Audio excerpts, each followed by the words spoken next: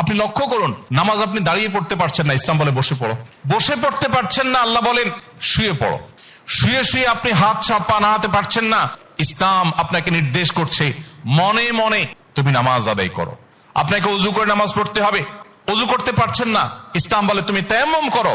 আপনি তায়াম্মুম করতে যদি অপারগ হন, তায়াম্মুমের ব্যবস্থা নাই, ওযুর ব্যবস্থা নাই, তাহলে যে অবস্থা আছেন সে অবস্থা আপনাকে নামাজ আদায় করতে হবে। নামাজের জন্য সতর ঢাকা ফরজ, কিন্তু এমন কোন পরিস্থিতিতে আছেন, আল্লাহ মাফ করুক, আপনার সতর ঢাকার ব্যবস্থা নেই, তাহলে ওই অবস্থায় আপনাকে নামাজ আদায় করতে হবে। আপনি যদি এমন কোন পরিবেশে থাকেন যেখানে পবিত্র কাপড় থাকা নামাজের জন্য পূর্ব শর্ত, অথচ আপনার কাছে পবিত্র কোনো কাপড় নাই, তো ইসলাম ওই অবস্থা আপনাকে নামাজ পড়তে বলে।